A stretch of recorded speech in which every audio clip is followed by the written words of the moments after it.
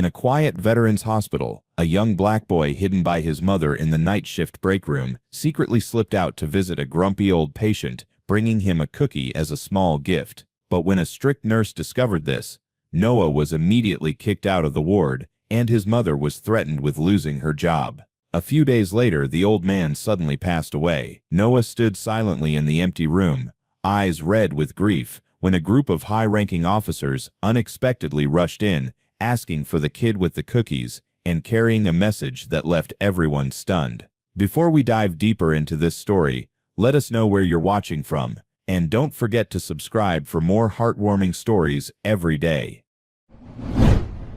Noah's sneakers squeaked against the hospital linoleum, the sound echoing down the empty hallway like a warning. He clutched the brown paper bag tighter, feeling the warmth of the oatmeal cookie inside seep through to his palm. 3:30 p.m. Right on time. The hallway of St. Jude's Veterans Hospital smelled the way it always did, bleach trying its hardest to cover up something sadder underneath. Sickness, maybe. Or just old age giving up. Noah had gotten used to it over the past 3 months, the same way he'd gotten used to a lot of things that 10-year-old kids shouldn't have to get used to. Room 214's door stood halfway open. That was wrong. Jack never left his door open. He said it made him feel like he was on display at the damn zoo. Noah's chest tightened as he pushed the door wider. The room was empty. Not empty like Jack had gone down for tests. Empty like nobody lived there anymore. The vinyl mattress sat bare and cold, stripped down to its institutional blue surface. The metal bed frame looked skeletal without blankets. Even the window blinds hung crooked, half broken, like they'd given up trying to keep the afternoon sun out. No grumbling voice complaining about the food. No hacking cough that sounded like it came from the bottom of a mine shaft. No Jack. Noah stood frozen in the doorway, the paper bag crinkling in his sweaty grip. His legs felt like somebody had filled them with wet sand. Noah? His mother's voice cut through the fog in his head. Baby, what did I tell you about lingering near patient rooms? Ellie appeared at the end of the hallway, pushing her janitor cart. The mop bucket rattled, sloshing dirty water over the side. Her faded blue uniform hung loose on her thin frame, and her name tag sat crooked like it always did after 8 hours of scrubbing floors. She looked exhausted, the kind of tired that sleep doesn't fix. Where's Jack? Noah heard himself ask. His voice came out smaller than he wanted it to. His mother's face changed. Her mouth pressed into a thin line, and she glanced back down the hallway like she was making sure nobody was listening. She parked her cart and walked over, her rubber-soled shoes making soft thuds on the floor. Noah? She crouched down in front of him, bringing herself to his eye level. Her hands smelled like industrial cleaner. Mr. Porter, honey. He passed away early this morning. The words hit Noah like a fist to the stomach. He heard them, understood what they meant, but somehow his brain refused to process it. Jack couldn't be gone. Jack was supposed to be here, complaining about the hospital food, and telling stories about baseball games from before Noah was born. Jack was supposed to be waiting for his cookie.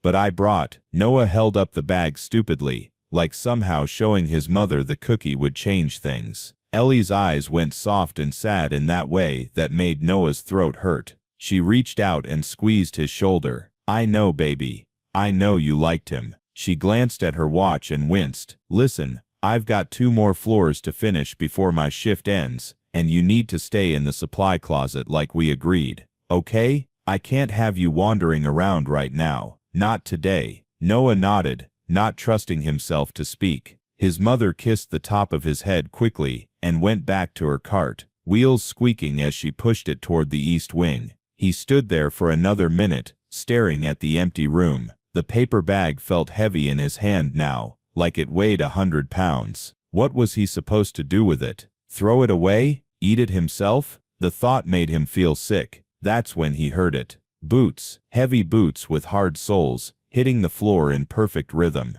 Thud, thud, thud, getting louder. Noah had spent enough time in this hospital to know that sound didn't belong here. Nurses wore soft shoes. Doctors wore soft shoes. Even the security guards wore sneakers. These boots meant something different. He turned toward the main corridor just as Director Henderson came into view, walking backward. Actually walking backward. The director's face had gone the color of old newspaper, and his hands fluttered in front of him like confused birds. "General Sinclair, if you'd just called ahead, we could have arranged a proper meeting. I assure you we have protocols for—" "I don't care about your protocols." The voice that cut him off could have been carved out of granite. Then Noah saw him. The man was tall, not just tall, but tall in a way that made everyone else look like children. He wore a military dress uniform covered in ribbons and medals that caught the fluorescent light. His silver hair was cut sharp enough to draw blood, and his jaw looked like it had been chiseled out of the same mountain as Mount Rushmore. Behind him, 5 more officers in uniform walked in perfect formation, their faces unreadable. General Reese Sinclair didn't look around the hospital like he was visiting. He looked around like he owned it. "I'm looking for Jack Porter's room." His voice filled the entire hallway without him raising it even a little. "And I'm looking for a boy who brought him cookies." Noah's heart jumped into his throat. He pressed himself against the wall, trying to make himself smaller, trying to disappear. "Sir, I'm afraid Mr. Porter passed away this morning, and as for any visitor we don't typically track." "The hell you don't." General Sinclair's eyes swept the corridor like searchlights. They locked onto Noah's mother, who had frozen in place halfway down the hall, her hand still on the mop handle. Ellie's face drained of color. She looked at Noah, then back at the general, then at Noah again. Her whole body went rigid. "You." The general started walking toward them. Each step was measured, deliberate. "You're wearing a St. Jude's uniform. You work here." It wasn't a question. Ellie swallowed hard. "Yes, sir. I'm on the custodial staff." "Your name?" "Ellie. Ellie Carter, sir." Something flickered across the general's face. Surprise, maybe, or recognition. He stopped 3 feet away from them, and Noah could smell his cologne, something expensive and sharp. The man looked down at Ellie like he was studying a puzzle he couldn't quite figure out. "Carter." He repeated the name slowly. Then his eyes dropped to Noah. "And this is your son." Ellie moved fast, stepping between Noah and the general, like she could protect him from whatever was coming.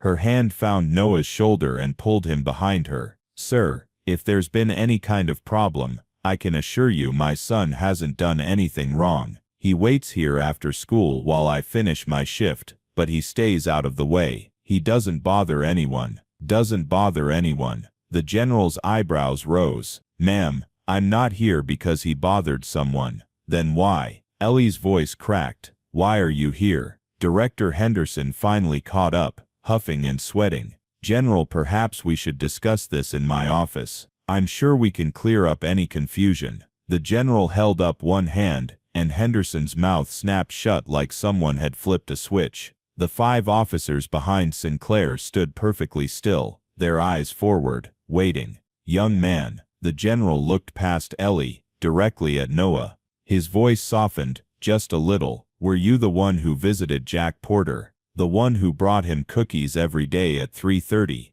Noah's mouth went dry. His mother's hand tightened on his shoulder, her fingernails digging in through his t-shirt. He could feel her shaking. He wanted to lie, wanted to say no, wanted to run back to the supply closet and hide behind the mops and bottles of floor wax like he was supposed to. But something in the general's eyes stopped him. They weren't angry. They were something else, something Noah couldn't name. "Yes, sir." His voice came out as barely a whisper. The general stared at him for a long moment. The hallway was so quiet Noah could hear his own heartbeat pounding in his ears. Somewhere down the corridor, a machine beeped. A phone rang at the nurse's station. But everyone in the hallway stood frozen, waiting. Then General Reese Sinclair did something Noah didn't expect. He nodded slowly, and the corner of his mouth twitched. Not quite a smile, but close. "Then you and I need to talk," he said. "Both of you.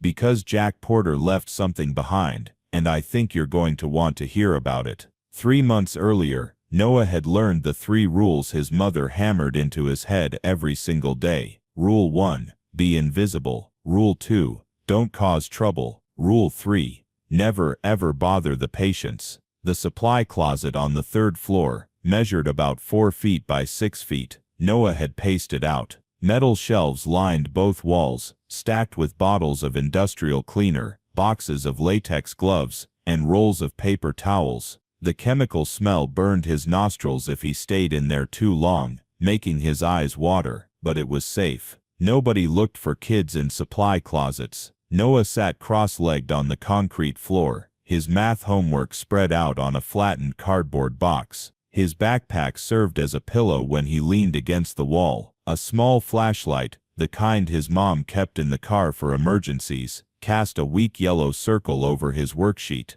School ended at 2:45. The bus dropped him at St. Jude's. By 3:15, his mother's shift didn't end until 10 p.m. That meant 6 hours and 45 minutes of being invisible. He'd gotten pretty good at it. The problem was the smell. After about an hour, the bleach and ammonia fumes made him dizzy. His head would start to pound, and his stomach would flip over. That's when he'd have to sneak out for air, just for a few minutes, just until his lungs stopped burning. Today was one of those days. Noah cracked the closet door and peered out. The hallway stretched empty in both directions, fluorescent lights humming overhead. 3:45 p.m. shift change. The nurses would all be clustered at their station, trading gossip and patient notes. Perfect timing. He slipped out and pressed his back against the wall, making himself small. His mother had taught him how to move through the hospital like smoke. Stick to the edge. You walk slow, don't make eye contact.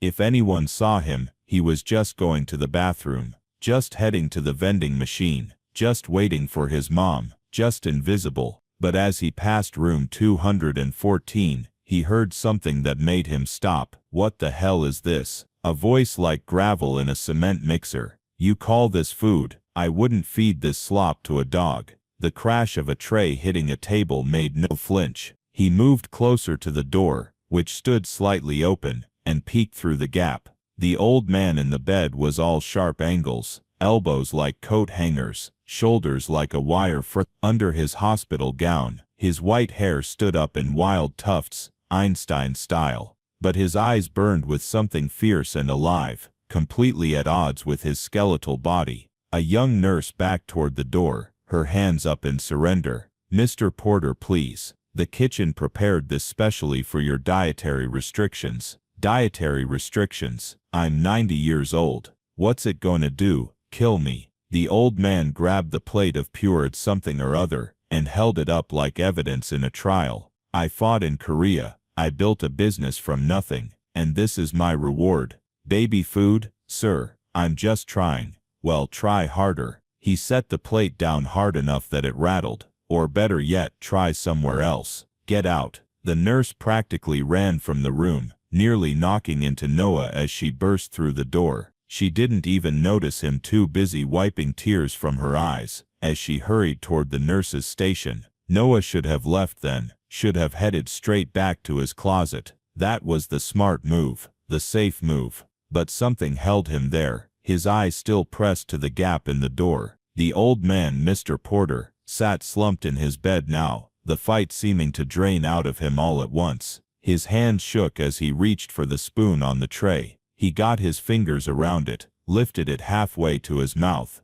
and then the shaking got worse. The spoon clattered back onto the plate.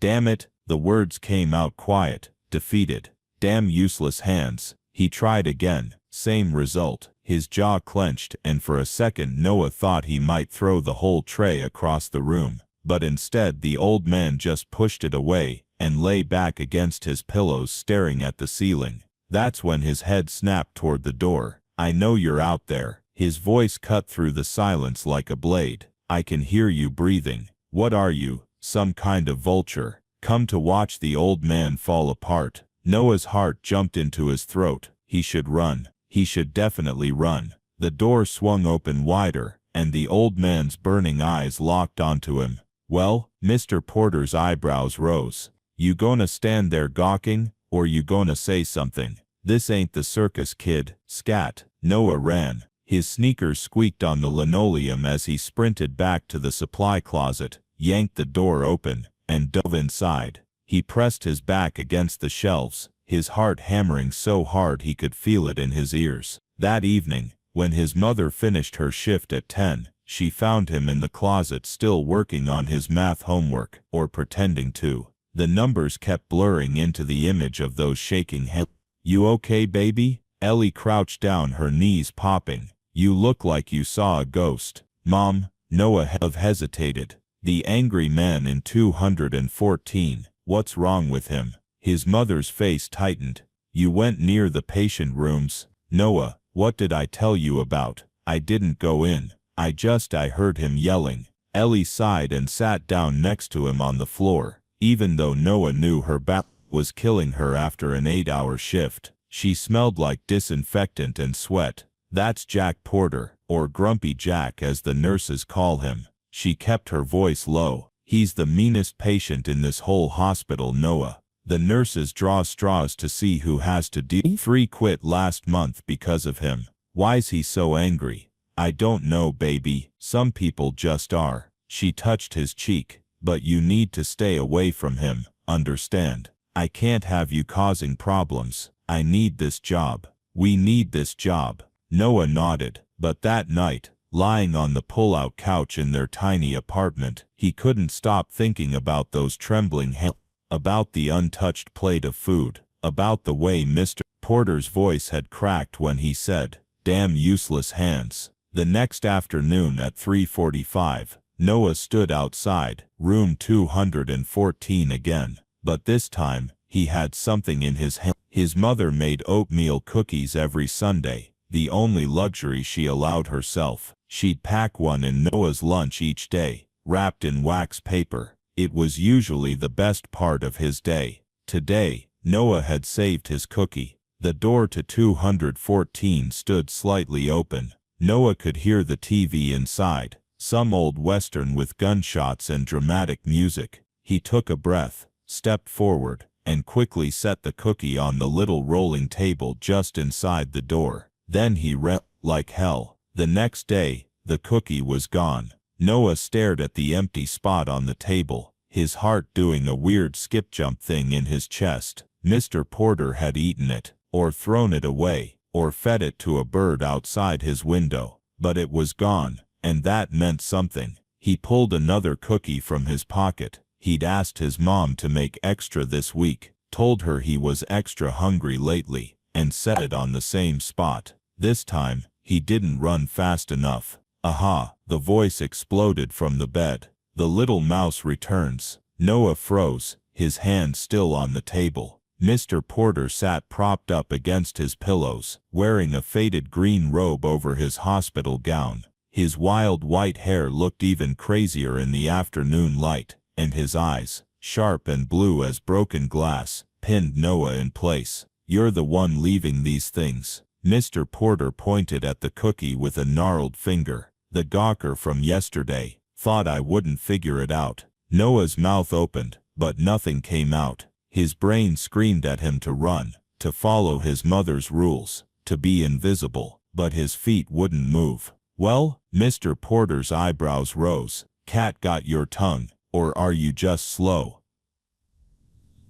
Noah's voice came out scratchy. "I thought you might be hungry." "Hungry?" Mr. Porter repeated the word like he was tasting it. "Kid, they feed me 3 times a day in this place. Force feed me garbage, but it's still food. You didn't eat yesterday." I saw. Something flickered across the old man's face. Surprise maybe, or anger. Hard to tell. "You spying on me now?" "No sir, I heard you yelling at the nurse, and then I saw the food was still there, and your hands." Noah stopped himself, but too late. Mr. Porter's jaw clenched. "My hands are none of your damn business." "I know. I'm sorry. I'll go." Noah backed toward the door. "Wait." The word stopped him. "What kind of cookie is that?" Noah looked down at the cookie wrapped in wax paper. "Oatmeal rip. My mom makes them." "Oatmeal." Mr. Porter made a disgusted sound. "I hate oatmeal. Real men eat chocolate chip. You tell your mama that." But even as he said it, he reached for the cookie. His hand shook. Bad today, worse than yesterday, but he managed to grab it. He took a bite, chewed slowly and swallowed. Then he pointed at the door. "Now get out, and don't come back unless you bring chocolate chip." Noah ran, but this time, his chest felt lighter. His mom kept a jar of coins in the kitchen, emergency money for the laundromat. That night, after she fell asleep, he counted out enough for the bus and the grocery store. Chocolate chips cost $3.49. He had $3.67. The next day, his lunch bag was lighter without his sandwich, but the chocolate chip cookie wrapped in paper felt like gold in his pocket. At 3:30 p.m., he checked the clock 3 times to make sure. Noah knocked on the door of room 214. Yeah, come in already. Mr. Porter sounded annoyed, but when he saw Noah, his eyebrows rose. The mouse is back, and he learned to knock. Miracles do happen. I brought chocolate chip. Noah held up the cookie. Mr. Porter stared at him for a long moment. Then he gestured to the chair next to his bed. Well, you gonna stand there all day, or you gonna sit? Noah sat. The vinyl chair squeaked under him. What's your name, kid? Noah. Noah Carter. Carter. Mr. Porter rolled the name around. That's a good name. Strong. You live up to it. I don't know, sir. Jack. Call me Jack. None of this, sir, garbage. He took the cookie, managed to unwrap it without dropping it, and bit into it. Your mama can cook. I'll give her that. She works here. She's a janitor on this floor. Jack's eyes sharpened. That's so. Carter. Carter. He muttered the name again, like he was trying to remember something. She worked nights, 2 to 10. And you? I wait in the supply closet. Do my homework. The supply closet. Jack's face twisted. That, no place for a kid. Smells like chemical warfare in there. It's okay. I'm used to it. Used to it. Christ. Jack shook his head. How old are you? 10. 10 years old. Hiding in a closet, because your mama's gotta work. Jack took another bite of cookie. You got any siblings? No, sir. Just me and mom. And your daddy. Noah looked at his hands. He left when I was 4. Course he did. Jack's voice went bitter. Always the same story. Men forget what it means to be men. He finished the cookie and crumpled the wax paper. You go to school? Yes, sir. I mean, yes, Jack. You good at it? Math? Yeah. Reading's harder. Reading's important. More important than math even. You can't read. People can lie to you. Can cheat you. You gotta be smarter than them. Jack pointed at the TV mounted on the wall. You know anything about baseball? Not really. Not really. Lord save us. Jack grabbed the remote and changed the channel until he found a game. Sit down, kid. You're about to get an education. For the next 30 minutes, Jack explained baseball like it was a military operation. He talked about strategy, about the Yankees dynasty of the 50s, about how these modern players are soft, wouldn't last a day in our league. He complained about designated hitters and pitch counts, and how back in my day, pitchers pitched 9 innings and liked it. Noah didn't understand half of what Jack said, but he listened anyway, watching the old man's face come alive, his hands gesturing wildly despite the tremor. When the clock hit 4, Noah stood up. I should go. Mom gets worried if I'm not in the closet. The closet. Jack shook his head. All right, kid, but you come back tomorrow, same time, and bring another cookie. I don't have any more chocolate chip. Then bring oatmeal. I lied anyway. I don't actually hate oatmeal. I just wanted to see if you'd come back. Noah stared at him.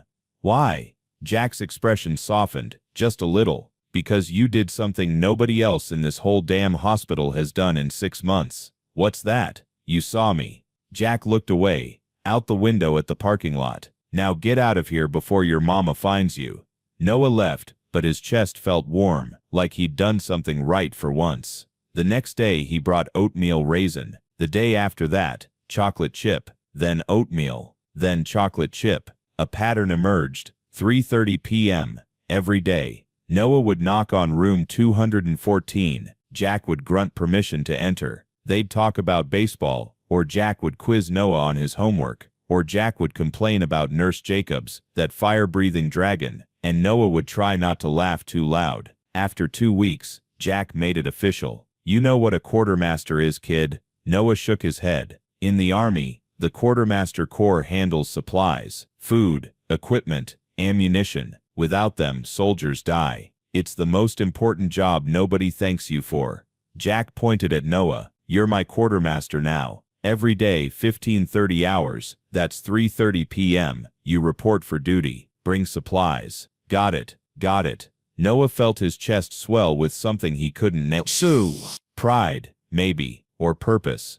Good. Now tell me about this math homework. What's the problem? Noah pulled out his worksheet, covered in red marks from his teacher. Fractions. I don't get them. Fractions are easy. Here. Jack grabbed a napkin and a pen from his bedside table. Despite the shaking, he drew a circle and divided it into pieces. Say you got a cookie. For the next 3 weeks, Noah's afternoons belonged to Jack. He learned about fractions through cookies, about geography through Jack's war stories, never Korea directly, but around Korea, about history through Jack's complaints about kids these days. He learned that Jack hated morning nurses, but tolerated evening ones, that Jack's hands were worst in the morning, that Jack had been in this hospital for 8 months and received exactly 0 visitors, that Jack's real first name wasn't Henry, like his chart said, but Jack, always been Jack, always will be Jack. And Jack learned things too, that Noah wanted to be an engineer someday, that Noah's mother worked 70 hours a week to keep their tiny apartment, that Noah had never been to a baseball game,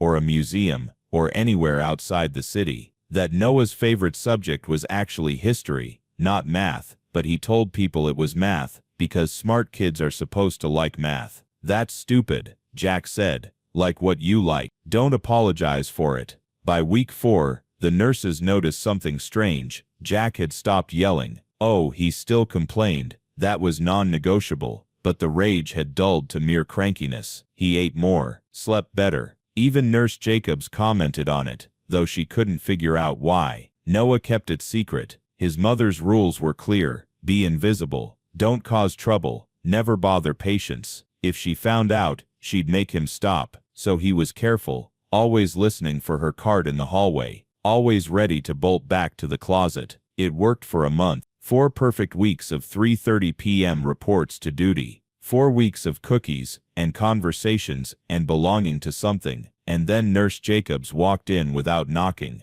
It happened on a Tuesday. Noah had just finished telling Jack about his history test, 92%, his best score ever, when the door slammed open. Nurse Jacobs stood in the doorway, her face the color of a ripe tomato. She was a large woman, built like a linebacker, with iron gray hair pulled back, so tight it looked painful. Her eyes locked onto Noah, sitting on Jack's bed with a cookie wrapper between them. What is this? Each word came out like a bullet. Noah scrambled off the bed, his sneakers hitting the floor with a thud. His heart jumped into overdrive, his mouth going dry as dust. He's my guest, Jack started, but Jacobs cut him off with a raised hand. Mr. Porter, I don't recall authorizing any visitors for you. Her voice could have frozen fire. And I certainly don't recall authorizing a child to be in your room unsupervised. I don't need your authorization for anything. Jack struggled to sit up straighter. This is my room. I can have who.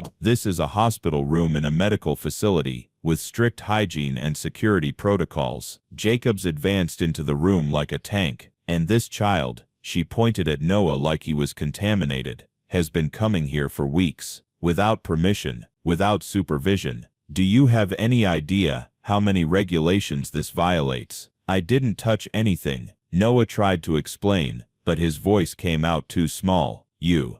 Jacobs turned on him. What's your name? Noah's throat closed up. He couldn't speak, couldn't move. His name is none of your Jack tried to swing his legs out of bed, but a coughing fit hit him, hard. His whole body convulsed with it, his face turning purple. Mr. Porter, Jacobs grabbed his shoulders, easing him back against the pillows. You need to calm down. This agitation isn't good for your condition. Jack tried to speak between coughs, tried to defend Noah, but his body wouldn't cooperate. Each hack sounded like it was tearing him apart from the inside. You. Jacobs pointed at Noah. Out. No. And don't come back. Noah ran. He heard Jack trying to call after him, but the coughing drowned out the words. He sprinted down the hallway, past startled nurses, past a janitor mopping the floor, past his mother's supply closet. He didn't stop until he reached the stairwell, where he collapsed on the concrete steps and tried to catch his breath. His hands shook. His whole body shook. 10 minutes later, or maybe it was an hour, he'd lost track of time. His mother found him. Noah. Ellie's voice was tight, controlled, the voice she used when she was trying very hard not to cry or scream. "Come with me." She led him to the supply closet and shut the door behind them. In the dim light of the single bulb, Noah could see her face clearly. She'd been crying. Her eyes were red and puffy, and her hands trembled as she gripped his shoulders. "Director Henderson just called me into his office." Her voice cracked on Henderson's nip. "He told me my son has been sneaking into patient rooms, disturbing patients, violating hospital policy." "Mom, I wasn't." "Noah, please. Please just listen." She pulled him close, hugging him so tight he could barely breathe. Henderson said, "If it happens again, I'm fired." Not written up, not suspended, fired. The word hung in the tiny closet like a death sentence. "We can't afford that, baby. We can't." She pulled back, holding his face in her hand. Tears ran down her cheeks. "You understand? I know you liked Mr. Porter. I know he was nice to you, but we can't. People like him don't understand.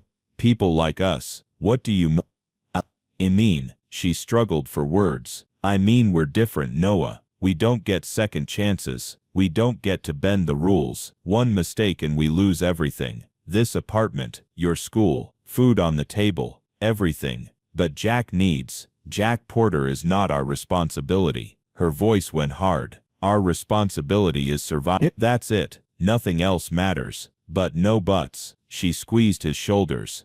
"You remember the 3 rules." Noah's eyes burned. "Be invisible. Don't cause trouble. Never bother patients." "Say it again." "Be invisible. Don't cause trouble. Never bother patients." "One more time, Mom. One more time." "Noah." His voice broke. "Be invisible. Don't cause trouble. Never bother patients." "Good." She wiped her eyes with the heel of her hand. "Now you stay in this closet until my shift ends. You don't go near 214. Yeah. You don't go near any patient rooms. You understand me?" "Yes, Mil." She kissed his forehead and left, pulling the door closed behind her. The lock clicked. Noah sank to the floor, his back against the metal shelves. The chemical smell burned his nose, but he barely noticed. All he could think about was Jack's face during that coughing fit. Jack trying to defend him. Jack unable to even speak. For the next 3 days, Noah followed the rules. He stayed in the closet, did his homework, read his comics. When 3:30 came around, he'd stare at the door and force himself not to move. His mother had unlocked it after that first day. She wasn't cruel, but Noah knew the rule. Stay away. Sometimes he'd hear Jack's voice in the hallway, yelling for his quartermaster, asking the nurses where the kid with the cookies was. Each time Noah's chest felt like someone was squeezing it in a vice. The nurses' gossip filtered in through the walls. Their conversations during shift change carried through the thin door of the closet. "Porter's getting worse again. Won't eat, just like before. Throwing food at everyone. Thompson quit yesterday because of him. Maybe that kid was actually helping. Doesn't matter." Jacobs made it clear. No visitors. Period. On the 4th day, Noah couldn't take it anymore. It was 5:45 p.m. Shift change. The busiest, most chaotic time. On the floor, nurses clustered at their station, trading patient notes and complaining about difficult patients. Doctors made final rounds, their white coats flashing past doorways. His mother was on the 2nd floor. Noah had heard her cartwheels squeaking overhead 10 minutes ago. Noah pulled the cookie from his pocket, chocolate chip's favorite, and walked to room 214. His hands shook as he pushed the door open. The room hit him like a punch to the gut. It looked worse somehow, sadder. The afternoon light coming through the half-broken blinds cast strange shadows across the floor. The smell of disinfectant couldn't quite cover something else underneath, something sick and stale. Jack lay in bed, his eyes closed. He looked smaller than Noah remembered, thinner. His skin had taken on a grayish tinge, like old newspaper. An oxygen tube ran under his nose. That was new. The steady hiss of the machine filled the quiet room, punctuated by Jack's shallow breathing. "Jack." Noah's voice came out as barely a whisper. Jack's eyes opened slowly, like it took effort. They looked cloudy at first, unfocused. Then they sharpened, landing on Noah. A smile ghosted across his thin lips. "Well," his voice came out raspy, worn down like sandpaper. "Thought you forgot about me, quartermaster." "Never." Noah moved closer to the bed, each step feeling heavy. "Couldn't come," Mom said. "Your mama's smart." Jack tried to wave his hand dismissively, but the gesture was weak, barely lifting off the blood. "This is no place for you. You got your whole life ahead. Don't waste it on a mean old man. He's already used up his time." You're not mean, kid. I've made 3 nurses quit this month alone. Pretty sure that qualify as mean. You're just grumpy. That's different." Noah held up the cookie, trying to smile. "I brought chocolate chip. Your favorite." Jack's eye is fixed on the cookie. Ow. His hand started to reach for it, fingers extending. Then it stopped mid-air. Noah saw it. The tremble had gotten worse, much worse. Jack's hand shook like it was caught in an earthquake, fingers twitching uncontrollably. "I can't." Jack's jaw clenched so hard the muscles stood out in his thin face. "My Hands today, they're not cooperating? I can't hold it." "That's okay." Noah pulled the chair closer to the bed and sat down. The vinyl squeaked under him. He unwrapped the cookie carefully, the wax paper crinkling loud in the quat. He broke off a small piece and held it up to Jack's mouth. For a long moment, Jack just stared at him. His eyes went bright and wet, moisture gathering at the corners, but no tears fell. His Adam's apple bobbed as he swallowed hard. Then he opened his mouth and let Noah feed him the bite. They stayed like that for several minutes, Noah breaking off pieces, small enough that Jack wouldn't choke. Jack chewing slowly, his eyes closed like he was savoring every crumb. Neither of them spoke. The oxygen machine hissed its steady rhythm.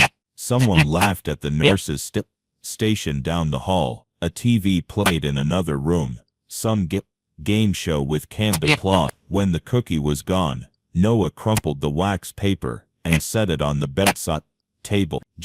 Jack's eyes were still closed, his breathing slightly labored. "Jack, I'm awake, kid. Just tired." Jack opened his eyes. "You're a good boy, Noah Carter. Your mama raised you right. She should be real proud of you. I'll come back tomorrow," Noah said. "Same time, 3:30. "Sure, kid." Jack's voice was quiet. "Tomorrow," but something in the way he said it made Noah's stomach twist into a knot. "Jack." Noah hesitated. "You're my best friend." Jack's face crumpled for just a second. His shoulders shook once, hard. He pressed his lips together and looked away toward the window, blinking fast. "Drawer." Jack's voice came Out rough. like he was forcing the words past something stuck in his throat. "Left side. Open it." Noah pulled open the drawer of the bedside table. Inside was mostly junk, tissues, hospital pamphlets, a broken pair of reading glasses, but underneath, wrapped in a faded handkerchief, was something else. "Take it out," Jack said. Noah unwrapped the handkerchief carefully. A coin fell into his palm, heavy, substantial, made of some kind of bronze or brass that had tarnished with age. It was about the size of a $50, but thicker. On one side was engraved a military insignia. A shield with crossed swords, surrounded by words. Noah squinted to read, "Quartermaster chords," and "supporting victory." On the other side were more symbols, and what looked like a serial number and a 1952. "It's a challenge coin." Jack had turned his head to watch Noah, his eyes sharp despite the exhaustion. "You know what that is?" Noah shook his head. "In the military, challenge coins are. They're special. You give them to people you trust with your brothers and people who have your back when everything goes to hell." Jack's breathing was labored, each word an effort. "That one's from my unit. Korea. Had 2 made after the war. Gave one to someone important. Kept the other all these years." Jack, I can't take this. You already did, kid. It's yours now. Jack tried to reach out, but his hand just trembled in the air.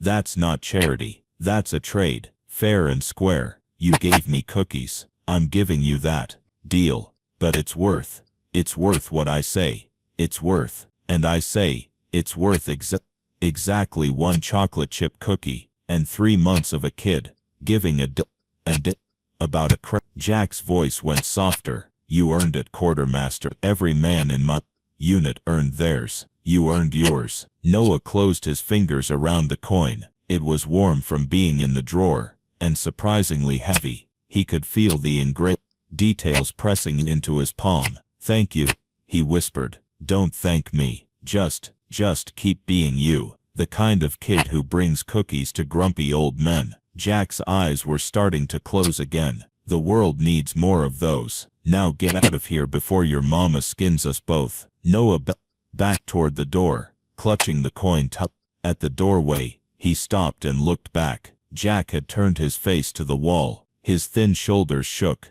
and the oxygen machine hissed faster, like Jack was trying. One skeletal hand reached up and covered his face. Bye, Jack, Noah said quietly. See you tomorrow. Jack didn't answer, just raised one shaking hand and a small wave, still not looking at Noah, still facing the wall. Noah slipped out into the hallway and closed the door softly behind him. His heart felt strange in his chest, too big, like it was pushing against his ribs. Ugh.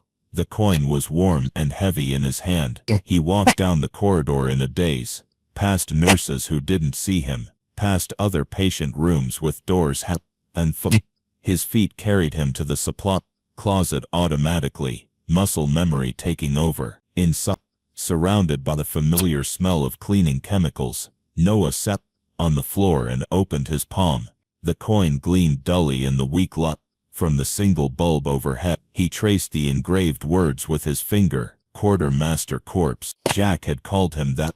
His quartermaster, like it was an official title. Something important. Noah slipped the coin into his pocket where it settled with a comfortable weight. He'd keep it there. Keep it safe. Tomorrow at 3:30 he'd come back. He'd bring another cookie. Maybe oatmeal.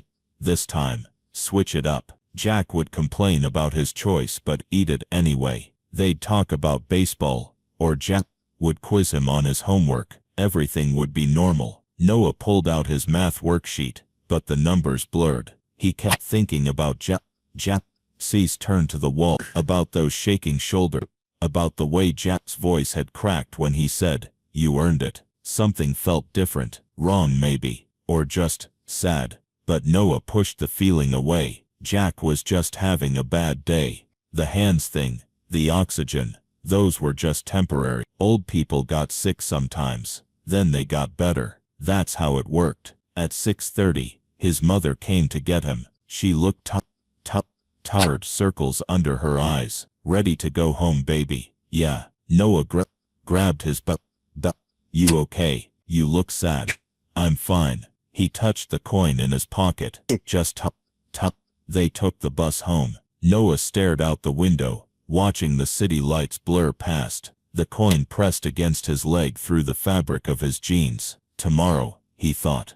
Tomorrow at 3:30. He didn't know, couldn't know that tomorrow, room 214 would be empty. That Jack would die peacefully in his sleep around 3 a.m. The night nurse finding him with an almost smile on his weathered face. He didn't know that the coin in his pocket was Jack's final gift, his goodbye disguised as "see you tomorrow." He didn't know that the last time Jack looked at him, that moment before turning to the wall, would be the last time those sharp blue eyes would see anything at all. Noah just rode the bus home, did his homework, ate dinner with his mom, and went to bed with the coin on his nightstand, close enough to reach if he woke up in the night. Tomorrow, he thought as he drifted off to sleep. Tomorrow I'll bring oatmeal cookies. Jack will pretend he hates them. We'll laugh. Tomorrow. The word felt safe, solid, like a promise. He had no way of knowing. It was a promise that would never be kept. Back in the present, Noah in General Reese Sinclair's office and tried to understand what was happening. The office occupied the top floor of some downtown building. Noah had lost track during the elevator ride. Floor-to-ceiling windows showed the whole city spread out below like a map. The afternoon sun made everything glow gold. The furniture was all dark wood and leather, the kind that probably cost more than his mom made in a year. Noah and his mother sat on a leather couch that was too big for them. They'd sunk into it when they sat down, and now Noah felt like a little kid, his feet barely touching the floor. His mother's hand gripped his so tight it hurt, but he didn't complain. General Sinclair sat across from them in a high-backed chair. He'd taken off his uniform jacket and rolled up his sleeves. Without all the ribbons and medals, he looked more like someone's grandfather, except for the eyes. Those eyes still looked like they could see straight through you. "I know you're confused," he said, "so let me start from the beginning." He picked up a tablet from the side table and swiped at it a few times. Then he turned it around to show them.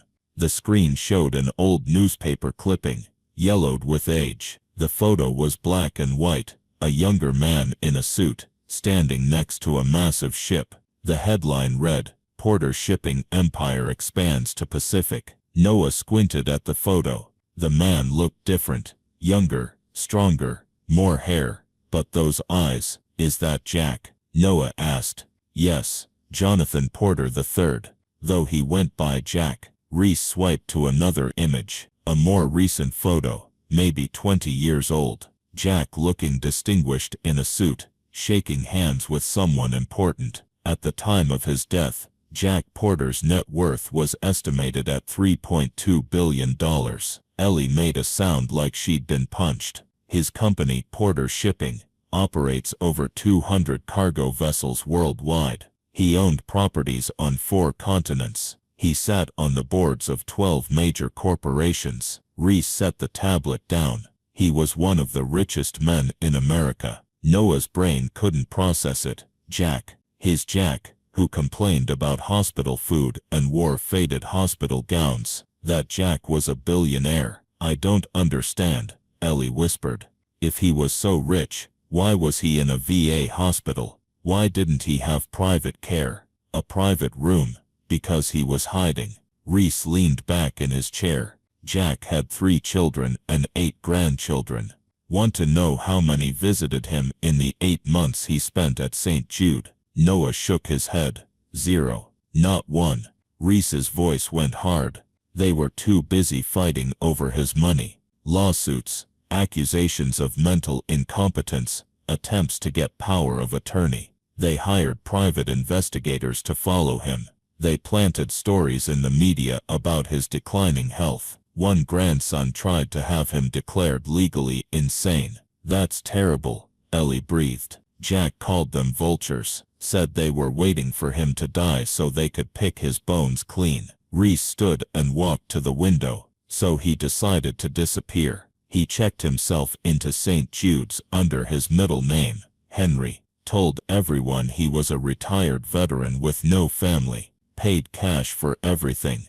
No insurance, no paper trail. He wanted to see if anyone would visit him just for him, not for his money. And no one did. Noah said quietly, "No one except you." Reese turned to look at Noah. "He mentioned you in every conversation we had for the last 3 months. The quartermaster, he called you. Said you were the only person in that whole hospital who treated him like a human being." Noah felt his throat close up. His eyes burned. "But there's more." Reese walked back to his chair. Jack was also searching for something. Someone, actually. For over 60 years, he'd been trying to find the family of a man named Elias Carter. Ellie's hand tightened on Noah's. Her breath caught. Elias Carter was a private in the U.S. Army during World War II, Belgium, December 1944, during the Battle of the Bulge. Reese's voice went soft. Jack Porter was a 19-year-old second lieutenant, green as grass, got pinned down by German machine gun fire, should have died there in the snow. He paused, letting the words sink in. Private Carter was 22, Had no business going back for an officer, against orders actually. But he did. Dragged Jack to safety while taking 3 bullets in the process. Died 2 days later in a field hospital. Ellie made a sound like a sob. Jack held his hand when he died. Promised he'd find Carter's family, take care of them. But in the chaos after the war, records were lost. Carter's hometown was wrong in his file. His family had moved. For 60 years Jack searched.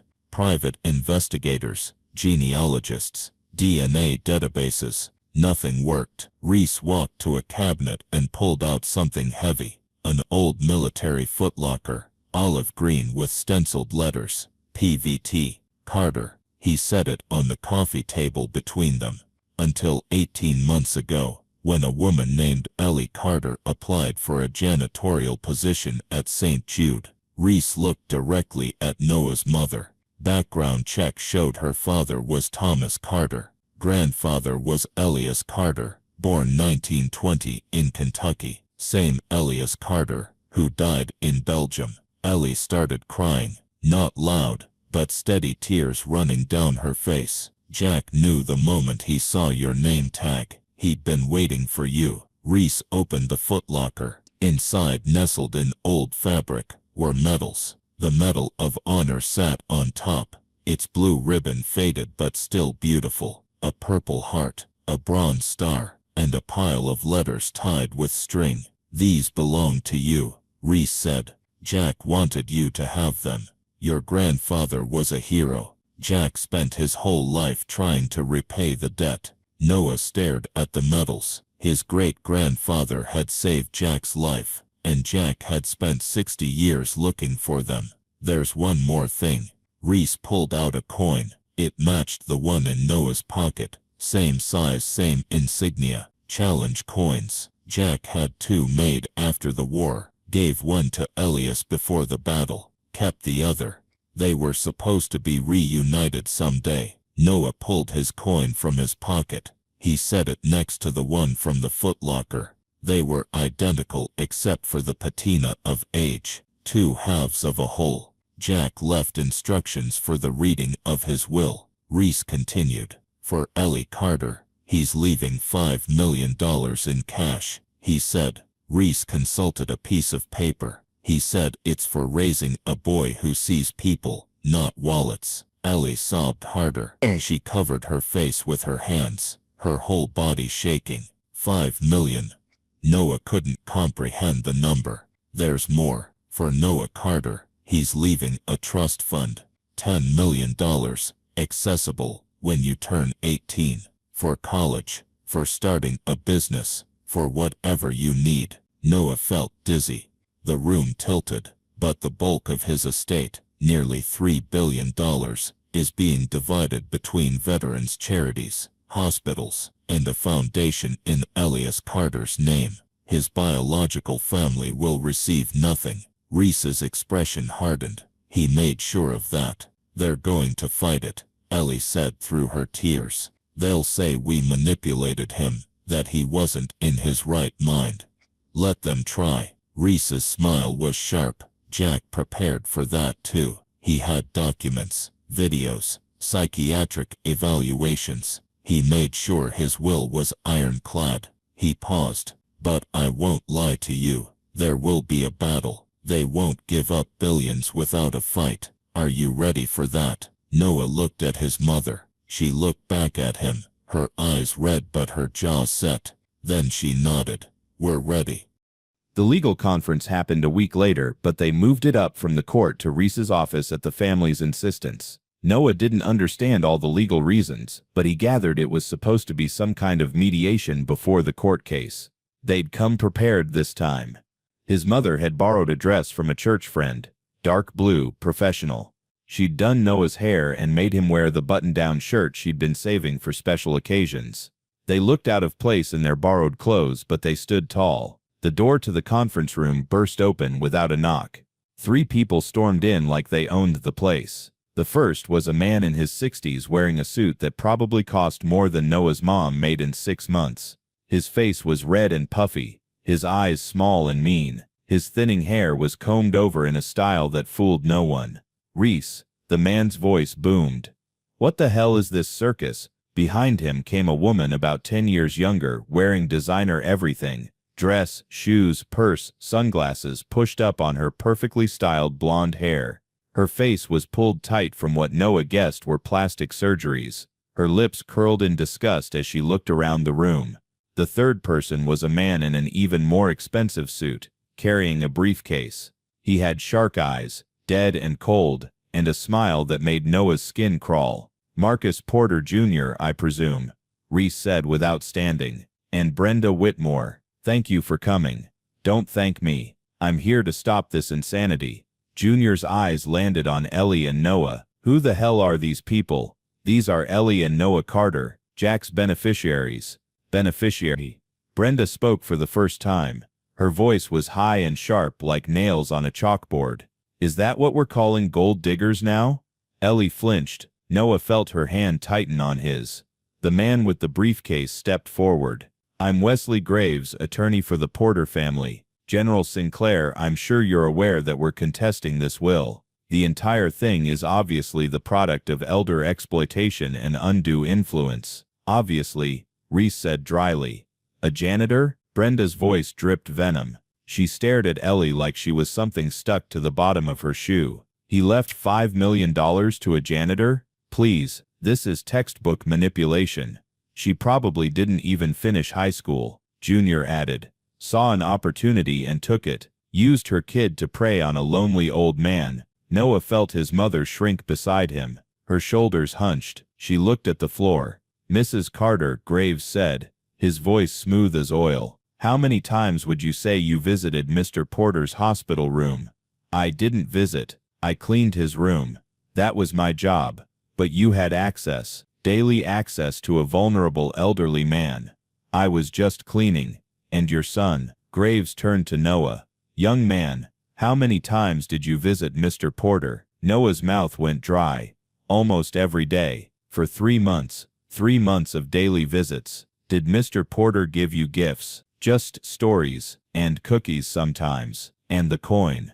"Ah yes, the coin. A valuable military artifact. Given to a 10-year-old boy." Graves smiled. "That sounds like someone who understood the value of his possessions, doesn't it?" "It was a trade." Noah started.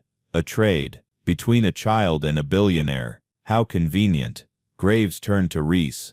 "General, you can't seriously expect a court to believe this is legitimate. A woman in a position of power over a vulnerable patient uses her child to form an emotional bond. The patient, isolated from his family, suffering from declining mental health, makes sweeping changes to his will. This is elder abuse. It's criminal." "Jack wasn't sick in his head," Noah said. His voice came out louder than he expected.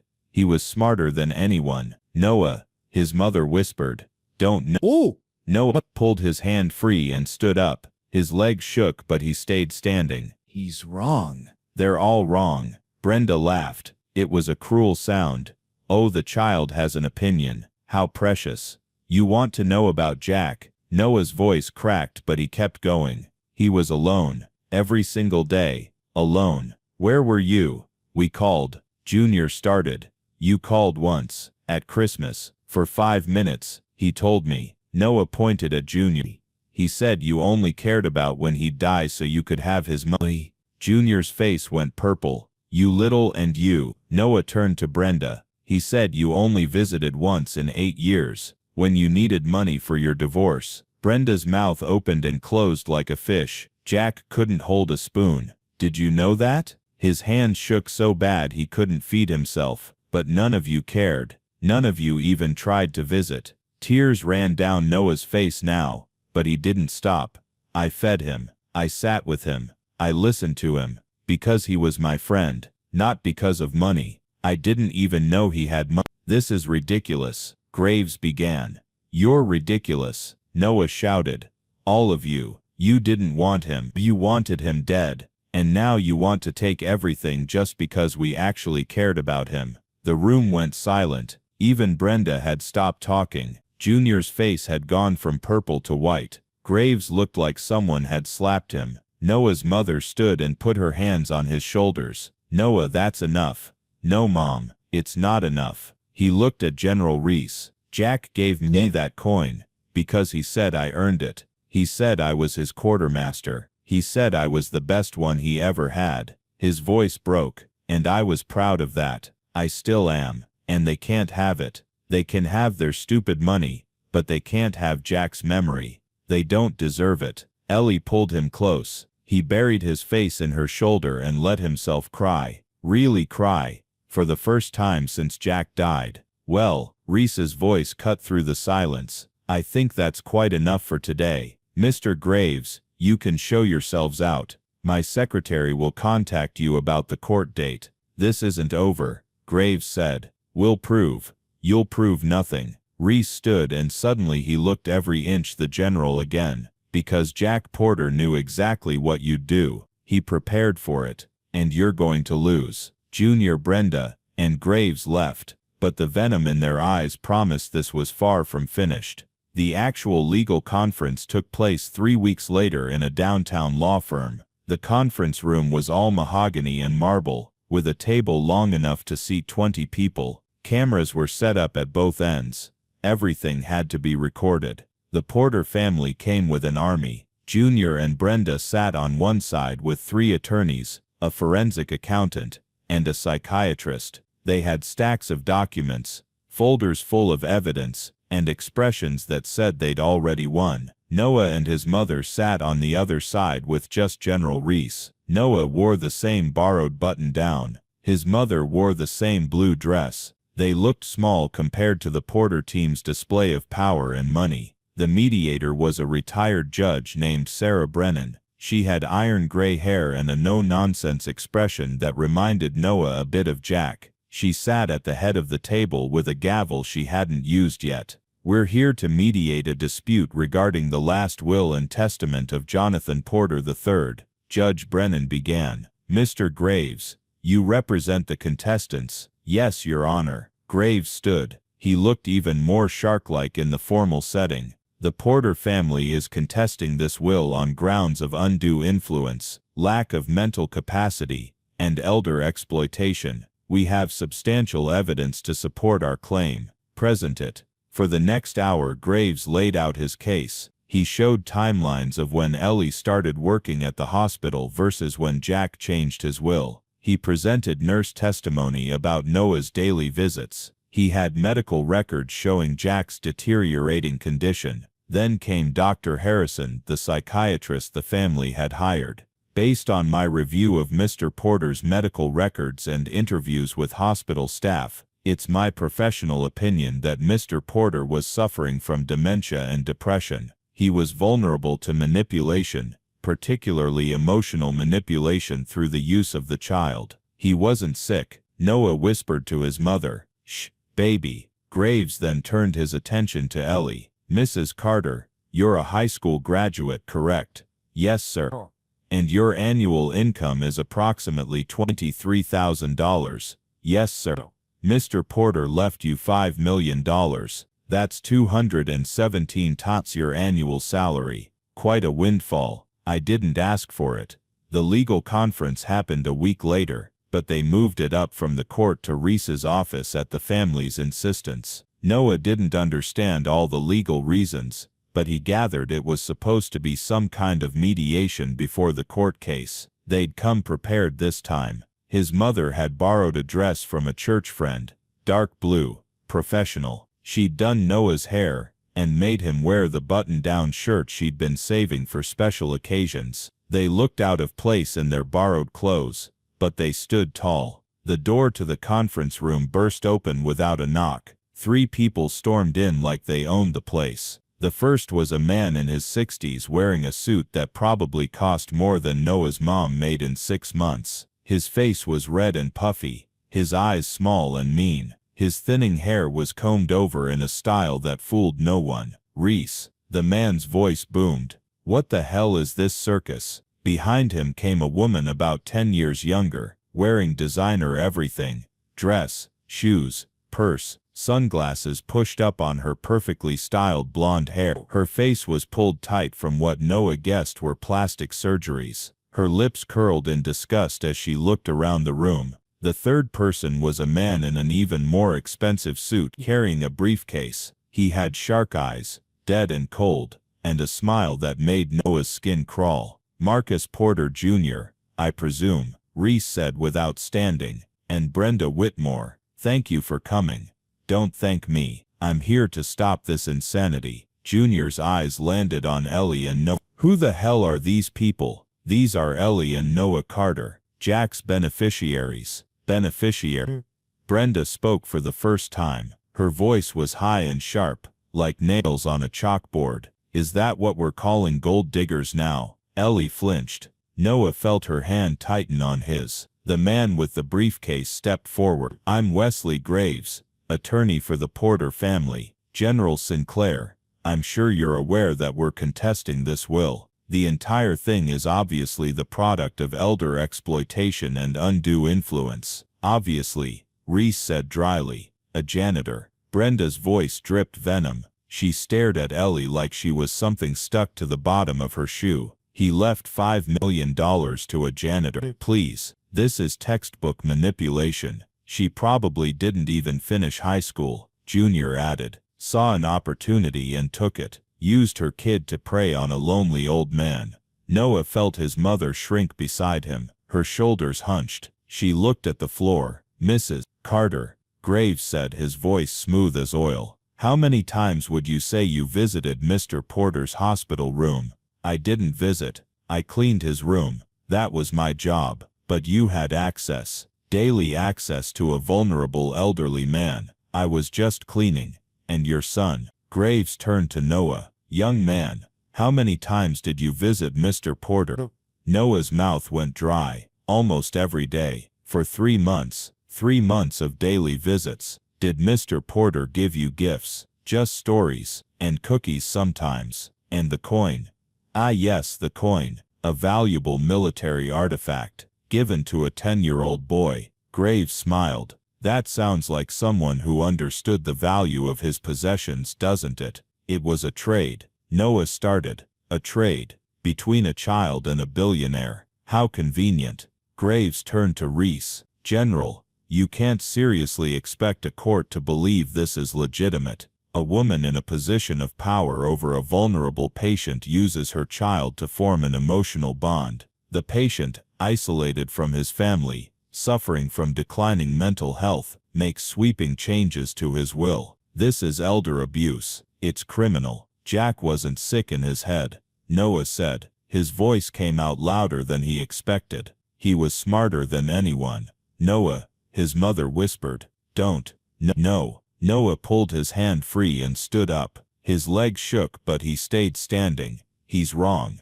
They're all wrong. Brenda laughed. It was a cruel sound. Oh, the child has an opinion. How precious. You want to know about Jack? Noah's voice cracked, but he kept going. He was alone. Every single day. Alone. Where were you? We called. Junior started. You called once. At Christmas. For 5 minutes. He told me. Noah pointed at Junior. He said you only cared about when he'd die so you could have his money. Junior's face went purple. And you. Noah turned to Brenda. He said you only visited once in 8 years. When you needed money for your divorce. Brenda's mouth opened and closed like a fish.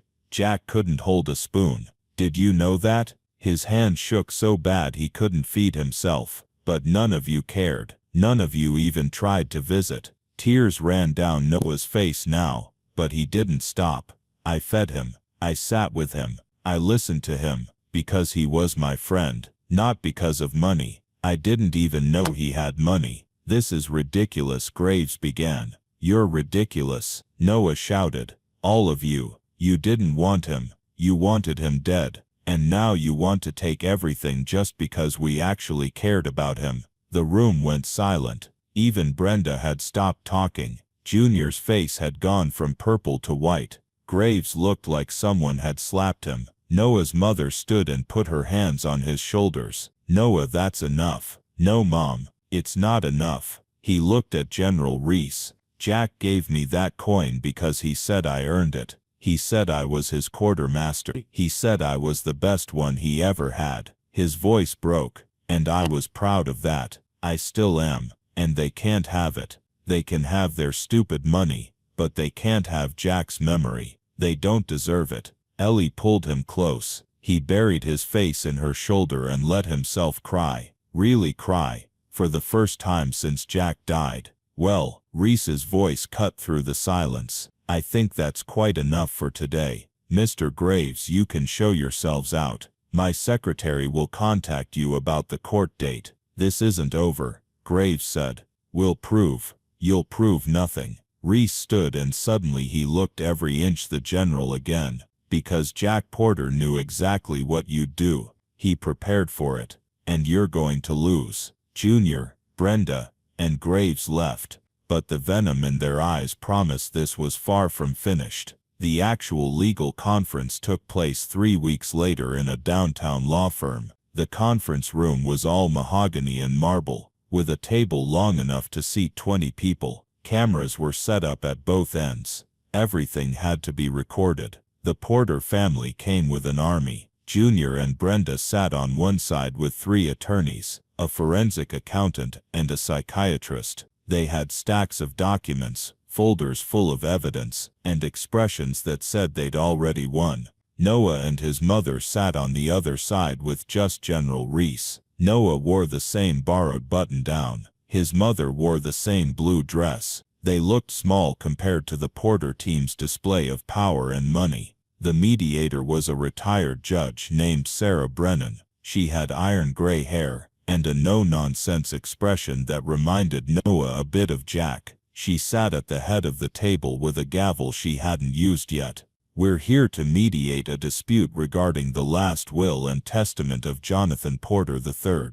Judge Brennan began. Mr. Graves, you represent the contestants. Yes, Your Honor. Graves stood. He looked even more shark-like in the formal setting. The Porter family is contesting this will on grounds of undue influence, lack of mental capacity, and elder exploitation. We have substantial evidence to support our claim. Present it. For the next hour, Graves laid out his case. He showed timelines of when Ellie started working at the hospital versus when Jack changed his will. He presented nurse testimony about Noah's daily visits. He had medical records showing Jack's deteriorating condition. Then came Dr. Harrison, the psychiatrist the family had hired. Based on my review of Mr. Porter's medical records and interviews with hospital staff, it's my professional opinion that Mr. Porter was suffering from dementia and depression. He was vulnerable to manipulation, particularly emotional manipulation through the use of the child. He wasn't sick. Noah whispered to his mother, "Sheb, baby." Graves then turned his attention to Mrs. Carter. You're a high school graduate, correct? Yes, sir. And your annual income is approximately $23,000. Yes, sir. Mr. Porter left you $5 million. That's 217 times your annual salary. Quite a windfall. I didn't ask for it, but you accepted it. Yes. Mr. Sinclair said it was what Jack wanted. What Jack wanted, or what you convinced him to want. Graves let the question hang. No further questions. Then he turned to Noah. This was worse. Noah, you visited Mr. Porter every day, correct? Yes, sir. Why? Because he was my friend. Did he give you things? He gave me stories. And time. What about the challenge coin? Noah's hand went to his pocket where the coin always sat now. He traded for it. Traded. So there was a transaction. You provided something, cookies, and received something valuable. That's not what it was. But that's what happened, isn't it? A pattern of exchanges. You give him attention. He gives you gifts. Your mother provides access. She gets That's called undue influence, Noah. Noah felt like he couldn't breathe. They were twisting everything, making it dirty and wrong. Judge Brennan looked troubled. The attorneys for the Porter family looked triumphant. Junior smirked. Brenda examined her nails. Then General Reese stood. Your Honor, I have one piece of evidence. He pulled out a tablet. Jack Porter anticipated every single argument Mr. Graves has made today, so he prepared a response. 6 weeks before his death, he tapped the tablet, and a video appeared on the large screen at the end of the room. Jack. Noah's breath caught. There he was, sitting in a chair in room 214. Not in bed, sitting up in a chair. He wore a clean button-down shirt. His white hair was combed, and his eyes were sharp and clear. A nurse stood visible in the background, and a timestamp ran at the bottom of the screen. If you're watching this, Jack's voice filled the room, strong and clear. It means my vultures are circling. Junior shifted uncomfortably. Brenda's head snapped up. Let me start with my loving family. Jack's expression was hard. Marcus Jr., you called me 3 times in 5 years. Twice to ask for money. Once to ask when I was going to die so you could sell my house. Junior's face went white. Brenda, you haven't visited me since your mother's funeral. That was 2003, 22 years ago. But you sent a Christmas card last year, so I guess that counts. Brenda's perfectly made-up face cracked. Tyler, Jack addressed someone not present. You told your friend at a bar that you wished I'd hurry up and croak so you could buy a yacht. I had a private investigator. I heard every word. The video. Jack leaned forward. Now they'll claim I'm senile, mentally incompetent, not capable of making decisions. So let me demonstrate my mental fitness. For the next 5 minutes, Jack recited his company's quarterly earnings. Exact numbers, completely accurate. He listed all 12 of his medications by generic name, and explained what each one did. He discussed current events, proving he was aware of the world. He solved a complex mathematical problem. He quoted Shakespeare, Hamlet's soliloquy, the whole thing, without stopping. Still think I'm senile. Jack looked directly at the camera. I'm 90 years old. I'm not stupid. Dr. Harrison sank lower in his seat. Now let me explain something about St. Jude's. I checked myself in there by choice. Paid cash, used my middle name. I wanted to disappear. Wanted to see if anyone at all would visit me for me. Not for my money. Not for my connections. Just for me. Jack's voice softened. Ellie Carter never knew who I was. Never asked for anything. When her son started visiting, she told him to stop. She was scared of losing her job. That's the kind of mother she is. Puts her kid first, even when it costs her. On the video, Jack's eyes got bright. And Noah, that kid broke rules for me. Risked his mother's job. You know why? Because I couldn't hold a damn spoon. Because I was lonely. Because he saw an old man who needed help, and he helped. No expectations. No agenda. Just kindness. Noah felt tears running down his face. I knew who Ellie was. The moment I saw her name tag. Carter, same name as the man who died saving my life 78 years ago. Took me 6 months to confirm. She's Elias's granddaughter. The family I'd been searching for since 1944. Jack pointed at the camera. I found them. And you know what? They didn't know who I was. Didn't care about my money because they didn't know it existed. That's why they get it. Because they didn't want it. His expression hardened again. To my biological family, you taught me that blood means nothing. Character means everything. You wanted my money. You got nothing. You wanted me dead. I died knowing you failed. Jack leaned back, and a small smile crossed his face. To Noah, I lied about the chocolate chip cookies, kid. I actually hate chocolate. Gives me heartburn. But I wanted you to come back, so I lied. You're a hell of a quartermaster. Best I ever had. He winked. And to everyone watching this, court dismissed. The screen went black. The conference room was silent. Nobody moved. Nobody breathed. Judge Brennan cleared her throat. Mr. Graves, do you have any further evidence? Graves looked like he'd been hit by a truck. Your Honor, we could argue that the video itself was made under duress.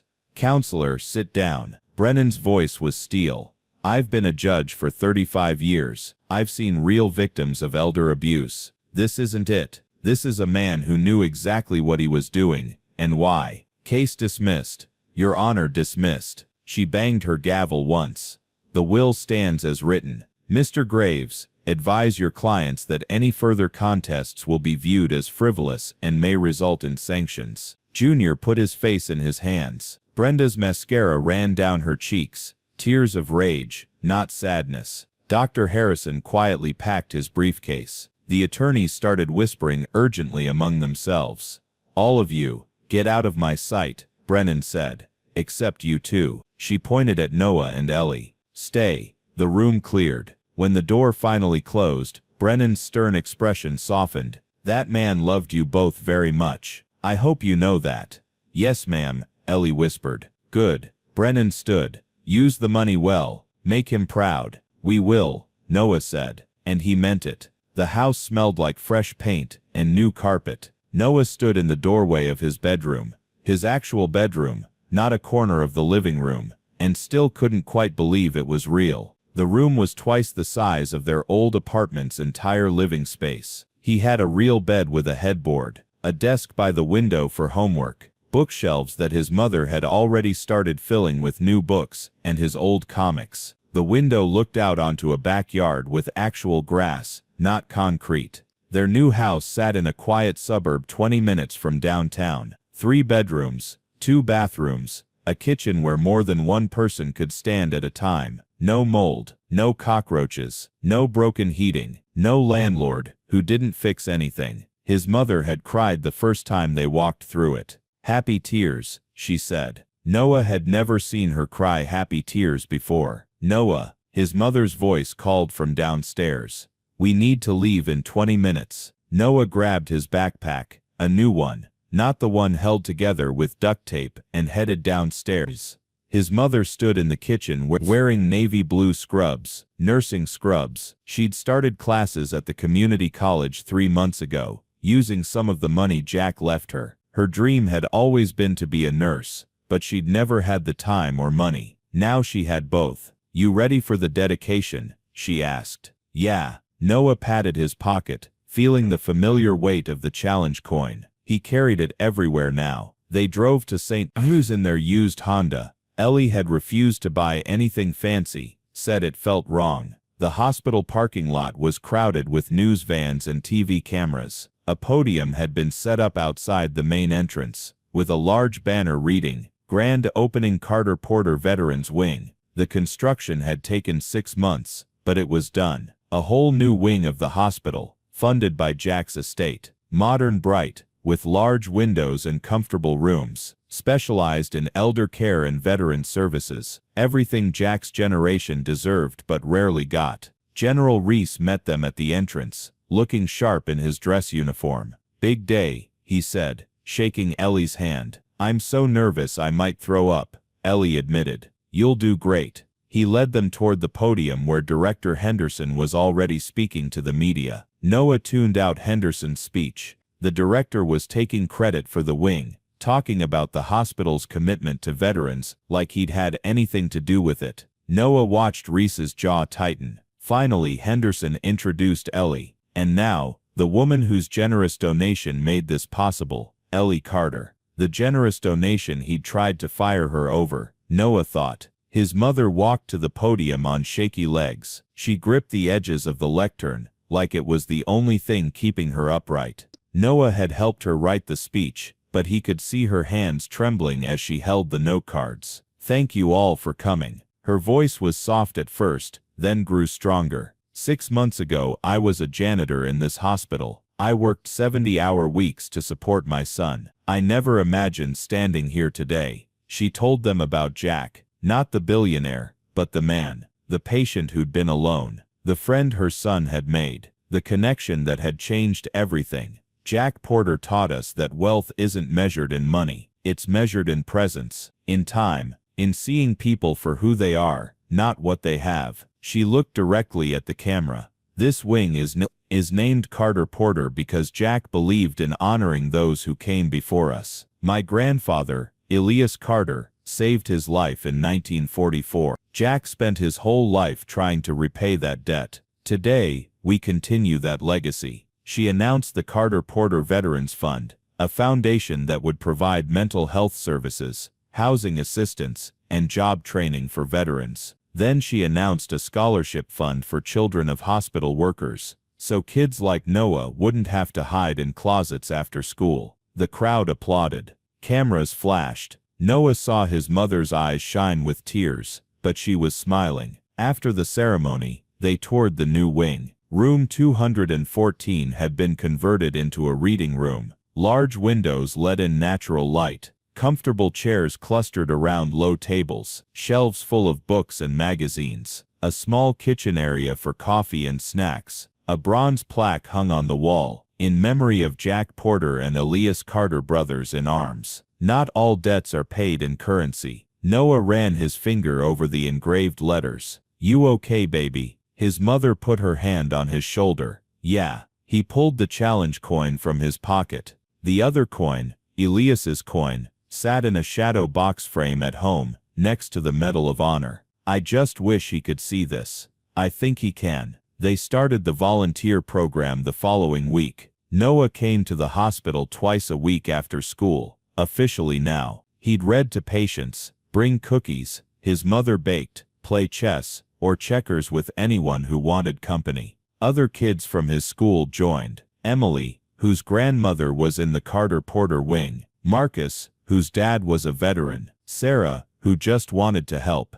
They called themselves the Quartermasters. Noah's favorite patient was Mr. Chen, a 90-year-old Korean war vet, who reminded him of Jack in all the best ways. Grumpy on the outside, but with a dry sense of humor once you got past his defenses. "You remind me of someone, Mr. Chen said one day, while Noah was reading him the sports page. "Yeah, who?" "A kid I knew overseas. Always brought me cigarettes. Terrible for your health, but it was the thought that counted." Mr. Chen smiled. "He didn't have to be nice to me, but he was anyway." "That's what friends do," Noah said. At home, Noah spent hours going through the footlocker. He'd found Elias's letters home from the war, yellowed pages, careful handwriting, talking about hope and fear, and wanting to see his family again. He'd found photos of Elias and Jack together, two young men with their arms around each other's shoulders, smiling despite the war around them. Jack had kept a journal too. Reese had given it to Noah after the will was settled. Noah read entries from 1944 about Private Carter who doesn't know the meaning of fear, alongside entries from 2024 about the kid with the cookies who doesn't know his own worth. Jack had drawn the parallel himself, had seen something in Noah that reminded him of Elias, and somehow, that made Noah want to be better, braver, kinder. For his history class presentation on family heritage, Noah brought everything: Elias's uniform, carefully restored, the medals, the letters, the photos, the 2 challenge coins, and Jack's journal. He told the whole story: Elias saving Jack, Jack's 60-year search, the friendship with an old man who turned out to be a billionaire, the vultures who wanted the money, and the video that saved everything. By the end, his teacher was crying. Half the class was crying. The principal asked if they could create a permanent display in the school library. Noah said yes. The display went up a month later. Behind glass, Elias's uniform, the medals, the coins, photos, and a printed excerpt from Jack's journal. "Found a kid today who reminds me of Elias. Same heart, same selflessness." Maybe this is how debts get repaid. Not all at once, but across generations. I owed Elias my life. Now his great-grandson gives me something just as valuable, proof that goodness still exists in this world. One surprise came 6 months after the legal battle ended. Marcus Porter Jr. showed up at the dedication ceremony for the school display. He looked different, thinner, tired. He wore a simple suit, not the expensive one from before. He approached Ellie and Noah after the ceremony ended, his hands in his pockets. "Mrs. Carter, Noah." He nodded to each of them. "I won't take much of your time. I just wanted to say I'm sorry." Ellie tensed. Noah moved closer to her. "I was wrong about everything." Junior's voice was quiet. "My father, Jack, he was right about me, about all of us. We were vultures. We forgot he was a person." He pulled something from his pocket, a photo, old and faded. Young Jack in his military uniform, standing next to a young Marcus Sr., Jr.'s grandfather. He wasn't always hard. When I was a kid, he was different, kind. He used to take me to baseball games. Junior's voice cracked. I don't know when I forgot that. When money became more important than him. Why are you telling us this? Ellie asked. Because you gave him something we wouldn't. Junior looked at Noah. You saw him, really saw him, and I'm sorry I tried to take that away from you. He set a small bouquet of white roses on the display case, next to Elias's photo. I don't expect forgiveness. I don't deserve it. I just wanted you to know. He turned to leave, then stopped. He talked about you, before. When I'd call, he'd mention the quartermaster. I thought he was losing his mind. Didn't realize he'd found something worth more than all his money. Junior left. Noah and his mother stood in the hallway, watching him go. Do you forgive him? Noah asked. His mother thought for a long moment. I don't know yet, but maybe someday. Life settled into a new rhythm. School, homework, volunteering, family dinners, where his mother wasn't too exhausted to eat. Noah made friends, real friends, not just kids he sat in class. He joined the chess club. He got A's in history, and improved in reading. But every Tuesday and Thursday, from 3:30 to 5 o'clock, he was at the hospital, in the reading room that used to be room 214, with whatever patients needed company. One Tuesday, almost a year after Jack died, Noah was reading to Mrs. Patterson, when Emily burst in. Noah, come quick. He followed her to Mr. Chen's room.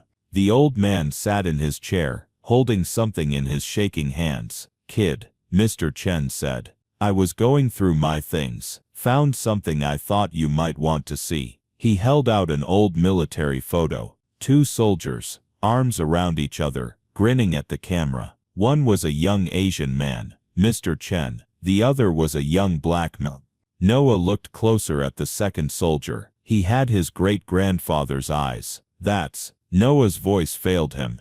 Elias Carter, we served together. He saved my life too, kid. Took out a sniper, who had me pinned down. Mr. Chen's eyes were wet. I never knew what happened to him after Belgium. Just heard he died a hero. Noah pulled out his phone, and showed Mr. Chen the photos from the footlocker. The medals, the letters. They talked for 3 hours. Mr. Chen cried. Noah cried. Emily cried, even though she didn't really understand why. Your great-grandfather was a hell of a man, Mr. Chen said finally. And you're just like him. That night, Noah sat in his room with both challenge coins in his palm. One from Jack, one from Elias. Both passed down through generations. Both symbols of debts paid, and friendships honored. He thought about what Mr. Chen said, about being like Elias. He thought about Jack's video, about being the best quartermaster Jack ever had.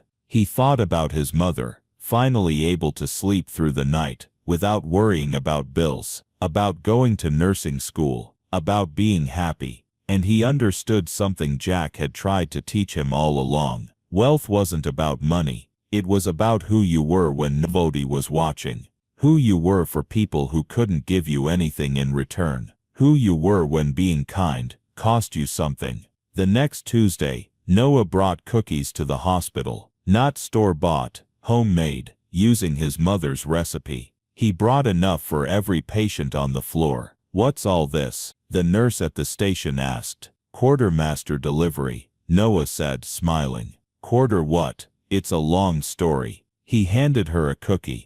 But the short version is someone taught me that small kindnesses matter, so I'm passing it on. As he walked down the hallway, distributing cookies and conversations, Noah felt Jack's presence. Not sad, not haunting, just there, proud. In his pocket the challenge coin was warm against his leg. In room 214, now the reading room, sunlight streamed through clean windows. The bronze plaque gleamed. And somewhere Noah was sure, 2 old soldiers were finally reunited, watching their legacies continue. Debts paid, not in money, but in something that lasted longer. in kindness, in time, in seeing people for who they really were, in cookies shared on ordinary afternoons that turned out to be extraordinary after all. Join us to share meaningful stories by hitting the like and subscribe buttons. Don't forget to turn on the notification bell to start your day with profound lessons and heartfelt empathy.